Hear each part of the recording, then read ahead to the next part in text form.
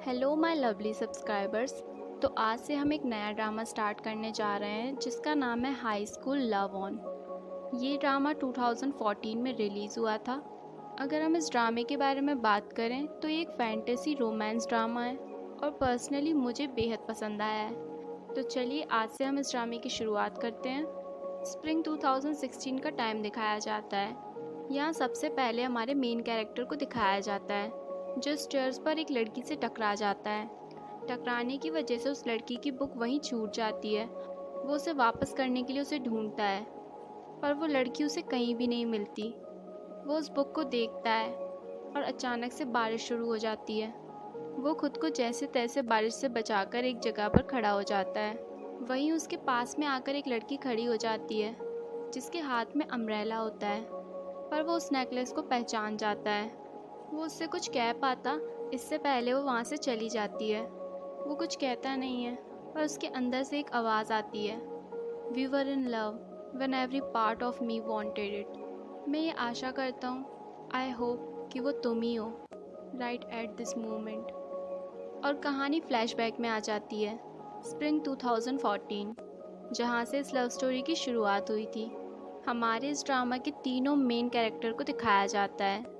सब अपने अपने में ही व्यस्त होते हैं और अचानक से हमारे दोनों मेल कैरेक्टर का एक्सीडेंट होने ही वाला होता है कि अचानक से सब कुछ रुक जाता है और वो एंजल थोड़ी सी हेरा फेरी के साथ सब कुछ ठीक कर देती है। वो उससे हेल्प मांगता है पर उसका काफ़ी रूड बिहेवियर होता है और वो वहाँ से चला जाता है। सबसे पहले फर्स्ट मेल कैरेक्टर के बारे में दिखाया जाता है जहाँ वो अपनी ग्रैंड माँ के साथ रहता है और उनके सभी कामों में उनकी हेल्प करता है। दोनों एक दूसरे के साथ काफ़ी ज़्यादा खुश हैं और तो और वो अपने स्कूल में भी काफ़ी फेमस है। यहाँ हमारे सेकंड लीड के बारे में दिखाया जाता है। उसके फादर अपनी गर्लफ्रेंड से शादी करना चाहते हैं। वो उसे कन्विंस करने की कोशिश करते हैं। हमारी फीमेल लीड की तो बात ही क्या करें, वो तो एक एंजल है। अचानक से एक प्रोफेसर चक्कर खाकर गिर जाते हैं। सब उनकी हेल्प करने पहुँच जाते हैं, यहाँ तक कि मेन लीड भी। वो एंजल वहाँ आ जाती है और कहती है, वहाँ से उठ जाओ। ये आवाज़ उस आदमी के अलावा किसी और को सुनाई नहीं देती। उस आदमी की आत्मा उठ जाती है। वो अपनी बुक में पढ़ना चालू कर देती है। Lee Yun Do, male, age 59, die on June 13, 2014। उस आदमी की आत्मा को विश्वास नहीं होता। वो कहता है, क्या मैं सच में मर गया? वो एंजल उन्हें समझाती है, हर ह्यूमन को एक दिन मरना है, इसमें अलग क्या है? वो उससे पूछता है, पर तुम कौन हो? वो कहती है, मैं उन लोगों को गाइड करती हूँ जिनकी डेस्टिनी ओवर हो चुकी है। लोग मुझे एंजल बुलाते हैं। वो उसे खुद को फॉलो करने को कहती है। हमारा मेल कैरेक्टर भी उसी तरफ भागता है। दोनों टकराने ही वाले होते हैं पर वो हट जाती है। वो अपना कुछ सामान लेने एक बार फिर पीछे की तरफ दौड़ता है और दोनों आपस में टकरा जाते हैं और एंजल को अजीब सा फील होता है। वो कहती है, हम दोनों के वर्ल्ड अलग अलग हैं। पहले भी मुझसे कई ह्यूमन बॉडी टकराई हैं पर ऐसी फीलिंग मुझे आज से पहले कभी नहीं हुई। और ये सारी वियर्ड चीज़ें तभी से चालू हुई जब से वो ह्यूमन बॉडी मुझसे टकराई। यहाँ स्कूल में सभी लड़कियाँ उसका वेट करती हैं, काफ़ी सारे गिफ्ट्स और चॉकलेट्स के साथ, पर उसे इन सब चीज़ों में बिल्कुल भी इंटरेस्ट नहीं था। क्लास स्टार्ट हो जाती है। अचानक से एक लेडी क्लास में आती है और टीचर से पूछती है, हु इज़ शिन वो यूं? और हमारा मेल कैरेक्टर खड़ा हो जाता है। वो लेडी उसके पास आती है और उसे एक थप्पड़ मार देती है। वो शिन वू पर इल्ज़ाम लगाती है कि इस लड़के ने मेरी बेटी को सेड्यूस करने की कोशिश की है, जिसकी वजह से उसका पढ़ाई में बिल्कुल मन नहीं लगता। सारे क्लास के बच्चे चौंक जाते हैं। वो लड़की अपनी माँ को रोकने की काफ़ी कोशिश करती है पर उसकी माँ उसे सुनाए जा रही होती है। शिनवू को स्टाफ रूम में बुलाया जाता है और वहीं दूसरी तरफ हमारी एंजल कोरियन ड्रामा देखने में काफ़ी व्यस्त होती है। वहाँ एक और एंजल आकर उसे अपने काम पर ध्यान देने को कहता है और कहता है, सभी स्टोरी सेम है, बस डिफरेंस इतना है कि उसमें डिफरेंट कैरेक्टर ऑफ ह्यूमन होते हैं। एंजल कहती है, मैं काफ़ी क्यूरियस हूँ ये जानने के लिए कि हैप्पी होना और हर्ट होना एक ऐसी फीलिंग होती है। प्यार का क्या मतलब होता है जब ह्यूमंस को पता ही है कि एक दिन उन्हें मर जाना है, तो वो प्यार ही क्यों करते हैं? तभी उसकी बुक से आवाज़ आने लगती है। उसका मन तो जाने का बिल्कुल नहीं होता, पर उसे अपनी ड्यूटी तो निभानी है। वहाँ एक लड़की को रूफटॉप पर दिखाया जाता है और दूसरी तरफ हमारी एंजल दूसरी रूफटॉप पर बैठकर ये नज़ारा देख रही होती है। शिनवू पहचान जाता है और वो उसे बचाने के लिए वहाँ आ जाता है। एंजल उसे पहचान जाती है और कहती है, ये तो वही लड़का है। वो लड़की काफ़ी सीरियस होती है। वो सुसाइड करना चाहती है। वो कहती है, मैं अपनी माँ से परेशान हो गई हूँ और ये पहली बार नहीं है कि मैंने सुसाइड करने की सोची। मैं कई बार यहाँ आई हूँ, पर इस बार बात हद से आगे बढ़ गई है। शिनवू भी उसके पास आता है और कहता है, अगर तुम मरना ही चाहती हो तो मैं भी तुम्हारे साथ मरूंगा। हालांकि वो ये सब उसे बचाने के लिए कह रहा था। वो उसे अपनी बातों में उलझाता है। आसमान में काले बादल छा जाते हैं। हमारी एंजल भी काफ़ी परेशान हो जाती है। बार बार उसकी बुक में नेम चेंज होते रहते हैं। वो काफ़ी फ्रस्ट्रेटेड हो जाती है और अचानक से उसकी बुक नीचे गिर जाती है, पर उसके पास तो मैजिक है। वो झट से उसे पकड़ लेती है और तभी अचानक उस लड़की को बचाने के चक्कर में शिनवू अचानक से छत से गिर जाता है। वो एंजल जैसे ही उसे गिरता हुआ देखती है, वो अपनी सुपर पावर से उसे रोक लेती है। दोनों एक दूसरे को देख रहे होते हैं और तभी एक तेज रोशनी आती है और उसी के साथ वो बुक गायब हो जाती है। दोनों जिन की मॉम के कार के ऊपर पड़े होते हैं और शिनवू की आंख खुलती है। वो खुद को देखता है और कहता है, क्या मैं ठीक हूँ? वो नर्स से पूछता है, क्या ये ठीक है? वो कहती है, हाँ, बस इसे हल्का सा शॉक लगा है। एंजल की भी आंखें खुल जाती हैं। शिनवू उसे कहता है, कैन यू सी मी? उस एंजल ने आज से पहले किसी भी ह्यूमन बॉडी से बात नहीं की होती। वो मन ही मन कहती है, कैन ही सी मी? शिनवू कहता है, क्या तुम ठीक हो? वो उसके फॉरहेड पर हाथ रख के चेक करता है। तभी वो एंजल उसके हाथ को काट लेती है। वो ज़ोर से चिल्लाता है और फिर वो एंजल भी चिल्लाती है। वो ज़मीन पर अपने पैर रखती है और पहली बार उसे फील करती है। वो डरी हुई होती है और अपनी बुक को ढूंढती है। दोनों बाहर आते हैं और शिनवू उससे पूछता है, क्या तुम्हें अपने घर के बारे में कुछ नहीं पता? क्या तुम्हें कुछ भी याद नहीं है? वो एंजल कहती है, अगर मैं तुम्हें बता भी दूंगी तब भी तुम्हें विश्वास नहीं होगा। वो कहता है, मुझे बताओ, मैं तुम पे विश्वास करता हूँ। वो एंजल आसमान की तरफ हाथ करती है और फिर कहती है, मैंने कहा था ना, तुम विश्वास नहीं करोगे। वो अपनी चेस्ट पर हाथ रखती है और कहती है, मेरा दिल धड़क रहा है। और तभी उसे दूसरा एंजल दिखाई देता है। वो उससे मिलने के लिए भागती है कि शिनवू उसे रोक लेता है, क्योंकि सामने से कार आ रही होती है। वो उसके दिल की धड़कनों को सुनती है और कहती है, तुम्हारा दिल भी धड़क रहा है, क्या तुम भी एक ह्यूमन बन गए हो? वो अपने फ्रेंड एंजल से मिलती है और उसे सारी बातें बताती है। शिनवू उसे बात करते हुए देख रहा था, पर उसे दूसरा एंजल कहीं भी दिखाई नहीं दे रहा था। उसे लगता है शायद उसकी ये हालत उसी की वजह से हुई है। वो उसे लेकर पुलिस स्टेशन पर पहुंच जाता है और सारी बातें उन्हें बताता है। वो पुलिस स्टेशन में ही होता है कि तभी उसके घर से एक कॉल आता है। उसकी ग्रैंड माँ के घर भी वो औरत पहुंच जाती है। यहाँ पुलिस स्टेशन में एंजल की पूछताछ होती है।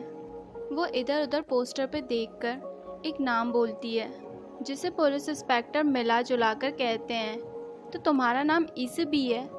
वहाँ शिनवू उसके पास बैठकर कह रहा होता है, जब मैंने इससे इसका नाम पूछा था तब तो इसने मना कर दिया था, और अब देखो यहाँ कैसे पटर पटर बोले जा रही है। और तभी वहाँ जिन की मॉम भी आ जाती हैं और वो शिनवू के खिलाफ एक रिपोर्ट लिखवाती हैं। वो पुलिस स्टेशन में कहती हैं, मेरी लड़की ने इसकी वजह से सुसाइड करने की कोशिश की, और इस सब में स्कूल का एक टीचर भी उनका साथ देता है। ईज़बी उस औरत को चुप कराती है और कहती है, शिनवू ने आपकी डॉटर की हेल्प की और आप उसी के खिलाफ रिपोर्ट लिखवा रही हैं। वो सबके सामने कहती है, मैंने अपनी आंखों से देखा। शिनवू उसे बाहर ले जाता है और कहता है, तुम यहीं रहोगी और अंदर आने की कोशिश भी मत करना। यहाँ उसकी ग्रैंड माँ अपने पैरों पे गिर के उससे माफ़ी मांगती हैं और कहती हैं, मेरे बेटे का भविष्य खराब हो जाएगा, तुम ऐसा मत करो। पर वो औरत नहीं मानती। शिनवू अपने टीचर की चाल को समझ जाता है। वो उनसे कहता है, ये सब आपने जिनवू की मॉम के कहने पर किया ना? शिनवू की ग्रैंड माँ भी उससे नाराज़ होकर वहाँ से चली जाती हैं और तब तक हमारी क्यूट एंजल उस लेडी की कार को पूरी तरह से ख़राब कर देती है। वो घर आकर खाने की कोशिश करती है जो कि उसे बिल्कुल नहीं आता। शिनवू उसे फोक दे देता है और जैसे ही वो एक बाइट लेती है उसे वो काफ़ी तीखा लगता है। यहाँ शिनवू की ग्रैंड माँ भी उससे क्वेश्चन करती हैं, तुम कितनी साल की हो, क्या तुम्हें अपने पेरेंट्स के बारे में कुछ भी याद नहीं? और ग्रैंड माँ उसे कहती हैं, जब तक तुम्हारी याददाश्त वापस नहीं आ जाती तुम यहीं रहोगी। दोनों ग्रैंड माँ के पास बैठे होते हैं। ग्रैंड माँ शिनवू को सोने के लिए कहती हैं। शिनवू ये कहकर चला जाता है कि मैं अपना स्कूल ट्रांसफ़र नहीं करूँगा। इज़बी भी उसके साथ साथ आती है। वो कहता है, क्या तुम मेरे साथ सोओगी? वो कहती है, हाँ, क्या मैं नहीं सो सकती? मैंने ड्रामा में देखा था वो साथ साथ सोते हैं। वो कहता है, कहीं तुम पागल तो नहीं हो गई? और अपनी ग्रैंड माँ को गुड नाइट करके वहाँ से चला जाता है। इज़बी को रात में प्यास लगती है। वो फ्रिज से कोल्ड ड्रिंक निकालती है और एक एक से सारी कोल्ड ड्रिंक का टेस्ट लेती है। शिनवू रात के समय घर से बाहर जा रहा होता है जिसे इज़बी देख लेती है। वो जिन से मिलने आता है। जिन उसे समझाती है, अगर तुम मेरे साथ रहोगे तो तुम्हें ट्रांसफ़र लेने की कोई ज़रूरत नहीं है, मैं सब कुछ संभाल लूँगी। शिनवू उसकी बातों को समझ जाता है। वो दूर खड़ी इज़बी को देख लेता है और उसे अपने पास बुलाता है और जिन के सामने उसे अपनी गर्लफ्रेंड बताता है। दोनों चलते चलते बातें करते हैं। इज़बी कहती है, क्या तुम्हें ट्रांसफ़र लेना पड़ेगा? I guess it is something bad. वो कहता है, हाँ, बुरा इस बात का है, it is just about losing the memories. वो कहती है, लूजिंग मेमोरी, क्या ये बुरी बात है? इज़बी कहती है, तुम ह्यूमंस की लाइफ कितनी कॉम्प्लिकेटेड है। वो कहता है, तो क्या तुम ह्यूमन नहीं हो? और दोनों आसमान की तरफ देखते हैं। इज़बी चिल्लाती है और कहती है, एक्सक्यूज़ मी, क्या तुम मुझे देख पा रहे हो? मैं यहाँ हूँ। शिनवू भी चिल्लाता है और कहता है, मैं भी यहाँ हूँ। नेक्स्ट डे इज़बी को दिखाया जाता है जहाँ वो चॉपस्टिक पकड़ने की प्रैक्टिस करती है और शिनवू भी अपने काम पर लग जाता है। यहाँ सेकंड कैरेक्टर के बारे में दिखाया जाता है जो अपनी स्टेप मॉम को बिल्कुल ही नज़रअंदाज करता है और उनकी किसी भी बात को नहीं मानता। यहाँ जिन की माँ एक बार फिर शिनवू के घर पहुँच जाती हैं और उसे स्कूल ट्रांसफ़र करने के लिए धमकी देती हैं। दोनों मिलकर उस लेडी को मज़ा चखाती हैं। इज़बी ग्रैंड माँ का सपोर्ट करते हुए उनकी तरफ से बोलती है। शिनवू उसे बाहर लेकर आ जाता है और उनके मैटर के बीच में बोलने से मना कर देता है। वो कहती है, पर वो औरत बुरी है। शिनवू गुस्से में होता है और उसे कह देता है, तुम एक के बाद एक ट्रबल क्रिएट कर रही हो। इज़बी कहती है, पर मैं तो तुम्हारी हेल्प करना चाहती थी। आज के बाद हम एक दूसरे को बिल्कुल नहीं जानते। I don't know you any more, so get lost. इज़बी उसे रोकने की कोशिश करती है। वो कहती है, मैं इस धरती पर सिर्फ तुम्हें ही जानती हूँ। पर वो वहाँ से चला जाता है। इज़बी यहाँ वहाँ घूमती है। वो अपनी बुक को भी ढूंढने की कोशिश करती है जिससे वो एक बार फिर अपने घर लौटकर जा सके। यहाँ शिनवू भी अपनी गलती पर पछता रहा होता है और वो खुद को रोक नहीं पाता। वो अपनी गाड़ी लेकर इज़बी को ढूंढने निकल जाता है। यहाँ इज़बी यहाँ से वहाँ भटक रही होती है जहाँ उसे डस्टबिन में एक सॉफ्ट टॉय मिलता है। वो उसे देखकर कहती है, हम दोनों की हालत बिल्कुल एक जैसी है, हम अकेले हैं और वेस्ट भी। वो उस टॉय को उठा लेती है। इज़बी को काफ़ी भूख भी लग रही होती है। वो शॉप के बाहर से उसे खाते हुए देख रही होती है। उसे काफ़ी ऑकवर्ड लगता है, इसीलिए वो वहाँ से उठकर चला जाता है। यहाँ बेचारी इज़बी बैठे हुए शिनवू को कोस रही थी और इतने में ही वो भी शॉप से बाहर आता है। बारिश हो रही होती है।